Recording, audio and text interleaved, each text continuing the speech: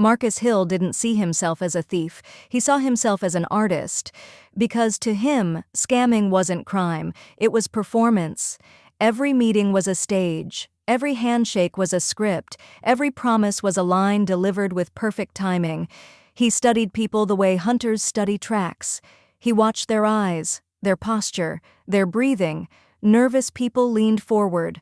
Hopeful people smiled too quickly. Desperate people spoke too much. And Marcus adjusted himself to match them.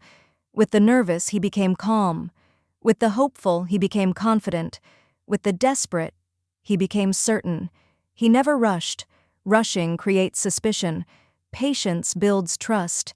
He let people talk. Let them share their struggles, their dreams, their fears. Then he repeated their own words back to them as solutions. You want stability. You want freedom. You want security for your children. And when they nodded, he knew he had them. Marcus never pressured anyone. He invited. If it feels right, we move forward. If not, we wait. That illusion of control made people trust him even more. Because they believed the choice was theirs, he also mastered scarcity. This opportunity is limited. I can only take a few more people. I don't usually open this to outsiders. Suddenly, trust became urgency. People feared missing out. He told stories of success. A widow who invested and bought a house, a retiree who doubled his pension, a young man who escaped debt. Most of them never existed, but the emotion was real, and emotion beats logic. Marcus also paid attention to timing. He paid early investors quickly, not because he was honest, but because he was strategic. Once people were paid, they stopped questioning, they started recruiting, and that's how his empire grew, not by force, not by threat, but by belief. Belief is the most powerful currency in the world, but belief has an expiration date. The more people he convinced, the more money he owed, the closer collapse became. Marcus knew this, yet he kept going, because stopping meant facing reality, and reality was something he had avoided his entire life. He had become a prisoner of his own performance. The lie demanded maintenance, the empire demanded victims, the story demanded sacrifice, and the price was rising.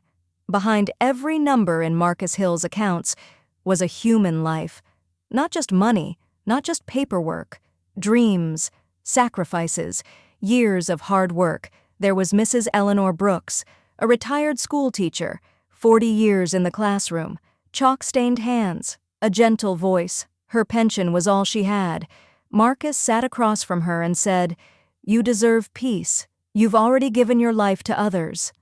She trusted him. She gave him everything she saved. Months later, she would sit alone in her apartment, staring at unpaid bills, whispering, "How could I be so foolish?" But she wasn't foolish. She was hopeful. There was David and Marlene Carter, small business owners, a family bakery that barely survived inflation. Marcus promised growth, expansion, stability. They invested to protect their children's future. When the money disappeared, the bakery followed, and so did their marriage.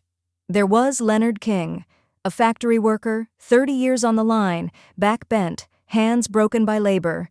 He wanted retirement. Marcus said, "Let your money work as hard as you did." Leonard believed him. Now he worked again, not because he wanted to, but because he had no choice. These weren't greedy people. They weren't criminals. They were tired. They were hopeful. They were human.